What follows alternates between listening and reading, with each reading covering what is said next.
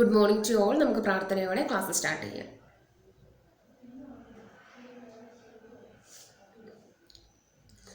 ഇന്ന് ഞാൻ എടുക്കാൻ പോകുന്ന ടോപ്പിക്ക് മേജർ ഫിനാൻഷ്യൽ ഇൻസ്ട്രുമെൻ്റ് ആണ്. അതായത് കമ്പനിക്ക് ലോങ് ടേം ഫിനാൻസ് ആവശ്യമായിട്ട് വരുന്ന സമയത്ത് കമ്പനി ഇഷ്യൂ ചെയ്യുന്നതാണ് ഷെയർസ്, ഡെബഞ്ചേഴ്സ്. അതായത് ഷെയർസും ഡെബഞ്ചേഴ്സും ഒക്കെ ഇഷ്യൂ ചെയ്തുകൊണ്ടാണ് കമ്പനിക്ക് ആവശ്യമായിട്ടുള്ള ദീർഘകാല മൂലധനം നേടിയെടുക്കുന്നത്. അങ്ങനെ ലോങ് ടേം ഫിനാൻസ് റേസ് ചെയ്യാൻ വേണ്ടി അവർ മെയിൻലി ഫോക്കസ് ചെയ്യുന്ന അല്ലെങ്കിൽ മെയിൻലി ഇഷ്യൂ ചെയ്യുന്ന ഇൻസ്ട്രുമെന്റുകളാണ് ഷെയർസും ഡെബഞ്ചേഴ്സും. അതെന്താണെന്നാണ് നമ്മൾ നോക്കുന്നത്. ഫസ്റ്റ് വൺ ഷെയർസും നമുക്കറിയാം ഷെയർസും ഡെബഞ്ചേഴ്സും കമ്പനി എന്തിനു വേണ്ടിയിട്ട് ഇഷ്യൂ ചെയ്യുന്നു? കമ്പനിയുടെ ദീർഘകാല മൂലധനം സമാഹരിക്കുന്നതിന് വേണ്ടിയിട്ട്, ലോങ് ടൈം ഫിനാൻഷ്യൽ റിക്വയർമെന്റ്സിന് വേണ്ടിയിട്ടാണ് അവർ ഷെയർസും ഡെബഞ്ചേഴ്സും ഇഷ്യൂ ചെയ്യുന്നത്. അതിൻ്റെ അകത്ത് ഫസ്റ്റ് വേണമെന്ന് പറഞ്ഞിട്ടുണ്ടെങ്കിൽ ഷെയർസ് ആണ്. ഷെയർസിനെ കമ്പനിയുടെ ഓണർഷിപ്പ് ക്യാപിറ്റൽ എന്നാണ് അറിയപ്പെടുന്നത്. ഷെയർസിനെ കമ്പനിയുടെ ഓണർഷിപ്പ് ക്യാപിറ്റൽ എന്ന് അറിയപ്പെടുന്നു.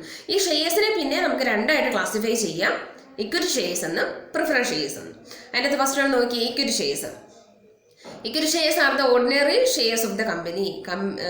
കമ്പനിയുടെ എന്താണ് കമ്പനി എന്ന് പറഞ്ഞാൽ 1956 ആക്ട് പ്രകാരം രൂപീകൃതമാകുന്ന അല്ലെങ്കിൽ രജിസ്റ്റർ ചെയ്യുന്ന സ്ഥാപനങ്ങൾ നമ്മൾ കമ്പനി എന്ന് വിളിക്കുന്നു. അപ്പോൾ ആ കമ്പനിയുടെ ഓർഡിനറി ഷെയർസ് എന്ന് അറിയപ്പെടുന്ന ആരാണ്? ഇക്വിറ്റി ഷെയർസ് ആണ്, അല്ലെങ്കിൽ ഇക്വിറ്റി ഷെയർ ഹോൾഡേഴ്സ് ആണ്. ഇക്വിറ്റി ഷെയർ ഹോൾഡേഴ്സ് എന്ന് പറഞ്ഞാൽ ഇക്വിറ്റി ഷെയർസ് ഹോൾഡ് ചെയ്യുന്നതെന്ന് പറഞ്ഞിട്ടുണ്ടെങ്കിൽ ആരാ? കൈവശം വെക്കുന്ന ആൾക്കാരെയാണ് ഇക്വിറ്റി ഷെയർ ഹോൾഡേഴ്സ് എന്ന് വിളിക്കുന്നത്.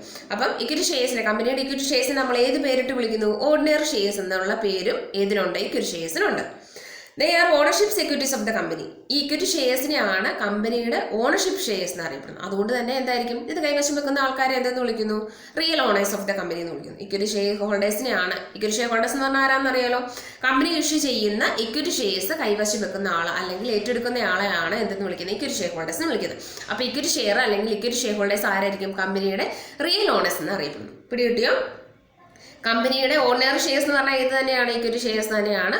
കമ്പനിയുടെ റിയൽ ഓണേഴ്സ് എന്ന് അറിയപ്പെടുന്നത് ആര് തന്നെയാണ്? ഇക്വിറ്റി ഷെയർ ഹോൾഡേഴ്സ് അല്ലെങ്കിൽ ഇക്വിറ്റി ഷെയർസ് തന്നെ ആണ്.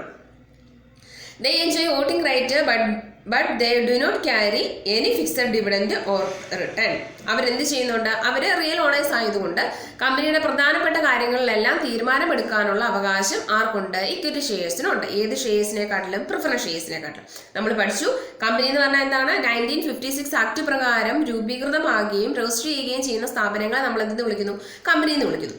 ആ കമ്പനിയിൽ എന്ത് വേണം? ഫിനാൻസ് വേണം, അല്ലെ? ബിസിനസിന്റെ കാര്യങ്ങളെല്ലാം നടത്തിക്കൊണ്ട് പോകുന്നതിന് വേണ്ടിയിട്ട് ഫിനാൻസ് ആവശ്യമാണ്.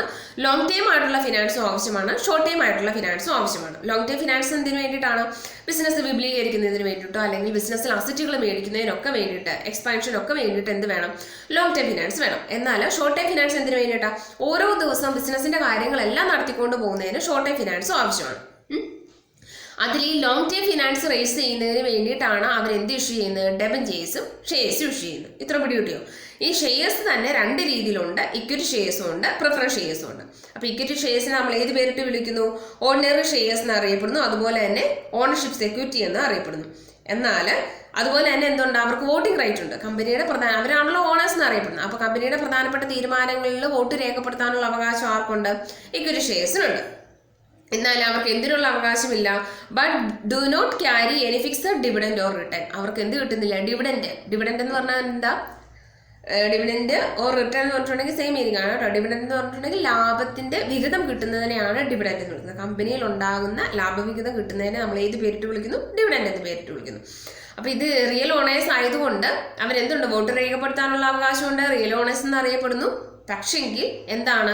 കൃത്യമായിട്ട് പറഞ്ഞിരിക്കുന്ന നിരക്കിൽ ഏതാ ഇൻട്രസ്റ്റോ അല്ലെങ്കിൽ ഡിവിഡൻഡോ കിട്ടാനുള്ള അവകാശമൊന്നും ആർക്കില്ല? ഇക്വിറ്റി ഷെയർ ഹോൾഡേഴ്സിനില്ല. The holders of these shares are residual owners of the company. Holder എന്ന് പറഞ്ഞാൽ ആരാ? അത് കൈവശം വെക്കുന്ന ആൾക്കാർ. ഏത്? ഇക്വിറ്റി ഷെയർസ് കൈവശം വെക്കുന്ന ആൾക്കാരെ കമ്പനിയുടെ റെസിഡ്യൂവൽ ഓണേഴ്സ് അല്ലെങ്കിൽ റിയൽ ഓണേഴ്സ് എന്ന് അറിയപ്പെടുന്നു. യഥാർത്ഥ അവകാശികൾ അല്ലെങ്കിൽ യഥാർത്ഥ ഉടമസ്ഥർ എന്ന് പറയുന്നത് രണ്ട് പേരുണ്ടെന്ന് പറഞ്ഞു, അല്ലെ? പ്രിഫറൻസും ഉണ്ട്, ഇക്വിറ്റിയും ഉണ്ട്. അതിൽ ഇവർ രണ്ടുപേരിലെ യഥാർത്ഥ ഓണേഴ്സ് അല്ലെങ്കിൽ കുറച്ചും കൂടെ കമ്പനിയോടുള്ള അധികാരം, അവകാശം കൂടുതലുള്ളത് ആർക്കാണ്? ഇക്വിറ്റി ഷെയർ ഹോൾഡേഴ്സിനാണ്. The total income earned by the company after meeting all external obligations belong to the equity shareholders. എന്നവിടെ പറഞ്ഞേക്കുന്നത് കമ്പനിക്ക് എന്താ ലാഭം ഉണ്ടെങ്കിൽ അവർക്ക് നിശ്ചിത നിരക്കിലല്ല ലാഭവിഹിതം കിട്ടുന്നത്, ഡിവിഡൻഡ് കിട്ടുന്നത്. കൂടുതലായിട്ട് കിട്ടുവാണെങ്കിൽ എന്ത് ചെയ്യും? എക്സ്പെൻസസ് എല്ലാം മീറ്റ് ചെയ്തതിന് ശേഷം ബാക്കി എന്ത് വന്നിട്ടുണ്ടോ അതെല്ലാം ആർക്ക് അവകാശപ്പെട്ടതാണ്? ഈ ഇക്വിറ്റി ഷെയർ ഹോൾഡേഴ്സിന് അവകാശപ്പെട്ടതാണ്. കിട്ടിയോ? The total income earned by the company എന്ന് പറഞ്ഞാൽ എന്താ? കമ്പനി നേടിയെടുക്കുന്ന മുഴുവൻ ലാഭവും after meeting all external obligations, പുറമേ എന്തെങ്കിലും ബാധ്യത ഉണ്ടെങ്കിൽ അത് കൊടുത്ത് തീർത്തതിന് ശേഷം ബാക്കിയുള്ള എല്ലാ ഇൻകവും എല്ലാ വരുമാനവും ആർക്ക് അവകാശപ്പെട്ടതാണ്? Belongs to the equity share holders. Equity share ഹോൾഡേഴ്സിന് അവകാശപ്പെട്ടതാണ്. അപ്പോൾ കിട്ടിയോ? കമ്പനിയുടെ റിയൽ ഓണേഴ്സ് എന്നറിയപ്പെടുന്നു, ഓർഡിനറി ഷെയർ ഹോൾഡേഴ്സ് ആണ്, അല്ലെങ്കിൽ ഓർഡിനറി ഷെയർസ് എന്നറിയപ്പെടുന്നു. അപ്പോൾ അല്ലെങ്കിൽ കമ്പനിയുടെ പ്രധാനപ്പെട്ട കാര്യങ്ങളിൽ തീരുമാനമെടുക്കാനുള്ള അവകാശമുണ്ട്. പിന്നെന്താ, ലയബിലിറ്റീസ് ഒക്കെ മീറ്റ് ചെയ്തതിന് ശേഷം ഉണ്ടാകുന്ന എല്ലാ ഇൻകവും ആർക്ക് അവകാശപ്പെട്ടതാണ്? ഇക്വിറ്റി ഷെയർ ഹോൾഡേഴ്സിന് അവകാശപ്പെട്ടതാണ്. രണ്ടാമത്തെ കാറ്റഗറിയാണ് ഏത്? Preference shares. Preference shares is A complex financial instrument. കുറച്ചും കൂടെ സങ്കീർണമായിട്ടുള്ള ഫിനാൻഷ്യൽ ഇൻസ്ട്രുമെന്റ് ആണ് എന്നറിയപ്പെടുന്നത് പ്രിഫറൻസ് ഷെയർസ് എന്ന് വിളിക്കുന്നത്. It's A hybrid as it has ownership like equity and fixed income like debentures. ഇത് ഹൈബ്രിഡ് ആണ് അല്ലെ, സംയോജനം, രണ്ടെണ്ണത്തിന്റെ സംയോജനമാണ്. എന്താ? ഇക്വിറ്റി ഷെയർസ് വെച്ച് നോക്കുമ്പോൾ ഇക്വിറ്റി ഷെയർസിന് കുറച്ചധികം ഗുണങ്ങളും കിട്ടുന്നുണ്ട്. ഡെബഞ്ചേഴ്സ് വെച്ച് നോക്കുമ്പോൾ അല്ലെ, ഔട്ട്സൈഡ് ഒബ്ലിഗേഷൻ വെച്ച് നോക്കുമ്പോൾ ഡെബഞ്ചേഴ്സിന് കുറച്ചധികം സവിശേഷതകൾ ആർക്കുണ്ടാകാറുണ്ട്? പ്രിഫറൻസ് ഷെയർസിന് ഉണ്ടാകാറുണ്ട്. The holders of preference shares. Holders എന്ന് പറഞ്ഞാൽ ആരാ? പ്രിഫറൻസ് ഷെയർസ് കൈവശം വെക്കുന്ന ആൾക്കാർ are entitled to income after the claims of the creditors of the company have been met, but therefore ordinary shareholders received any income. എന്നവിടെ പറഞ്ഞേക്കുന്നത് ഈ preference share ഹോൾഡേഴ്സിന് എന്താ? Fixed rate of dividend കിട്ടാനുള്ള അവകാശം ഉണ്ട്. ആർക്കായിരുന്നു ഇല്ലാതിരുന്നത്? Equity share ഹോൾഡേഴ്സിന് fixed റേറ്റിൽ ഏതാ dividend കിട്ടാനുള്ള അവകാശം ഇല്ലായിരുന്നു.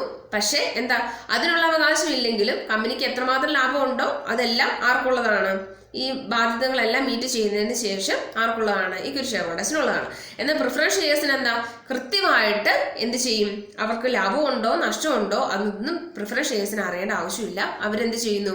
അവർക്ക് പറഞ്ഞിരിക്കുന്ന നിരക്കിൽ കൃത്യമായിട്ട് ലാഭവിഹിതം കൊടുത്തിരിക്കണം. എന്നാൽ അഡീഷണൽ ആയിട്ട് എന്തെങ്കിലും ലാഭം അല്ലെ, ഇവർക്ക് പറഞ്ഞിരിക്കുന്നത് ഇപ്പോൾ 10,000 രൂപയാണെങ്കിൽ 10,000 രൂപ കൃത്യമായിട്ട് എല്ലാ മാസം കിട്ടും അല്ലെ. എന്നാൽ ലാഭവിഹിതം അല്ലെങ്കിൽ ലാഭം ആ മാസം കൂടുതലാണ് അല്ലെങ്കിൽ ആ വർഷം കൂടുതലാണെങ്കിൽ ഇക്വിറ്റി ഷെയർ ഹോൾഡേഴ്സിന് കൂടുതലായിട്ട് കിട്ടും. പക്ഷേ പ്രിഫറൻസ് ഷെയർ ഹോൾഡേഴ്സിന് കിട്ടുമോ? ഇല്ല. They enjoy preference in repayment of capital case of winding up of the company. അതുപോലെ തന്നെ ഒരു കാര്യത്തിൽ പ്രിഫറൻസ് കിട്ടുന്നുണ്ട്. പ്രിഫറൻസ് എന്ന് പറഞ്ഞാൽ എന്താ? മുൻഗണന, പരിഗണന എന്നാണ് കേട്ടോ. ഏതാ? വൈൻഡിങ് അപ്പിന്റെ സമയത്ത് കമ്പനി വൈൻഡപ്പ് ചെയ്യുമ്പോൾ, വൈൻഡപ്പ് ചെയ്യുക എന്ന് പറഞ്ഞാൽ കമ്പനി അടച്ചു പൂട്ടുമ്പോൾ അല്ലെങ്കിൽ കമ്പനി സ്റ്റോപ്പ് ചെയ്യുമ്പോൾ ഫസ്റ്റ് ആരുടെ ക്യാപിറ്റൽ കിട്ടും? ഈ പ്രിഫറൻസ് ഷെയർ ഹോൾഡേഴ്സിന്റെ ക്യാപിറ്റൽ കിട്ടിയതിന് ശേഷമേ ആർക്ക് കൊടുക്കുകയുള്ളൂ? Equity ഷെയർസിന്റെ capital കൊടുക്കത്തുള്ളൂ. അപ്പം ഇക്വിറ്റി ഷെയർസ് എന്താണ്, പ്രിഫറൻസ് ഷെയർസ് എന്താണെന്ന് കൃത്യമായിട്ട് മനസ്സിലായെന്ന് ഞാൻ വിശ്വസിക്കുന്നു. ഇത്ര ഓർത്ത് ചെയ്താൽ മതി. ഷെയർസ് അതായത് കമ്പനിയുടെ ലോങ് ടൈം ഫിനാൻസ് റേസ് ചെയ്യുന്നതിന് വേണ്ടി മെയിൻലി രണ്ട് സോഴ്സാണ് ഷെയർസും ഡെബഞ്ചേഴ്സും. ഷെയർസ് രണ്ട് രീതിയിലുണ്ട്, പ്രിഫറൻസും ഇക്വിറ്റി. പ്രിഫറൻസ് എന്ന് പറഞ്ഞാൽ ആ വേർഡ് മീനിങ്ങിൻ്റെ അകത്ത് തന്നെ ഉണ്ട്. പ്രിഫറൻസ് മുൻഗണന, പരിഗണന. രണ്ട് കാര്യങ്ങളിൽ പരിഗണന കിട്ടുന്ന ആൾക്കാരെയാണ് പ്രിഫറൻസ് ഷെയർസ് എന്ന് വിളിക്കുന്നത്. ഏതൊക്കെ കാര്യത്തിലാണ്? Right to get the dividend കൃത്യമായിട്ട് കിട്ടണം. അതുപോലെ തന്നെ repayment of capital at the winding up of the company. നിങ്ങൾ ഈ രണ്ട് പോയിന്റ് അവിടെ എഴുതി വെച്ചാൽ മതി കേട്ടോ. ഇത് പഠിച്ചിട്ട് എഴുതിയാലും കുഴപ്പമൊന്നുമില്ല. ഇനി ഇത് നിങ്ങൾക്ക് വേണ്ട പുസ്തകത്തിൻ്റെ അകത്ത് തന്നെ മതി എന്ന് വരുള്ളവർ ഇത് വായിച്ചിട്ടാണെങ്കിലും എഴുതുക. മനസ്സിലാകാൻ വേണ്ടിയിട്ട് ഓർത്തിരിക്കാൻ വേണ്ടി ഞാൻ പറഞ്ഞതാണ്. പ്രിഫറൻസ് ഷെയർസ് എന്ന് പറഞ്ഞിട്ടുണ്ടെങ്കിൽ രണ്ട് കാര്യങ്ങളിൽ പ്രിഫറൻസ് കിട്ടുന്നു. ഏതൊക്കെയാണ്? റീപേയ്മെന്റ് ഓഫ് ക്യാപിറ്റലിന്റെ കാര്യത്തിലും ഫിക്സഡ് റേറ്റ് ഓഫ് ഡിവിഡൻഡിന്റെ കാര്യത്തിലും. ഈ രണ്ട് അവകാശങ്ങളും കിട്ടാത്ത ആൾക്കാരെയാണ് എന്തെന്ന് വിളിക്കുന്നത്? ഇക്വിറ്റി ഷെയർ ഹോൾഡേഴ്സ് എന്ന് വിളിക്കുന്നത്.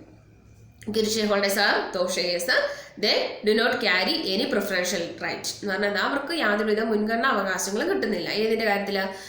ഫിക്സഡ് റേറ്റ് ഓഫ് ഡിവിഡൻഡിന്റെ കാര്യത്തിലും റീപേയ്മെന്റ് ഓഫ് ക്യാപിറ്റലിന്റെ കാര്യത്തിലും.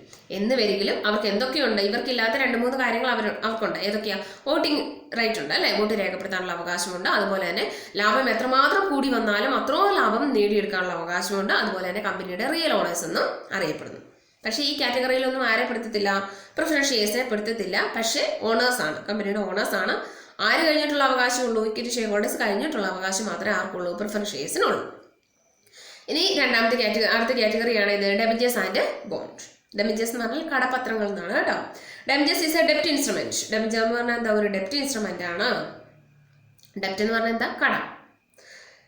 വിത്ത് a promise to pay interest and repay the principal on maturity. അതായത് കമ്പനി ഇഷ്യൂ ചെയ്യുന്ന ഒരു ഡോക്യുമെന്റ് ആണ് ഡെബഞ്ചർ എന്ന് പറയുന്നത്. അവിടെ എന്ത് കാണിക്കുന്നു? ഒരു പ്രോമിസ് കമ്പനി കൊടുക്കുക. എന്താ?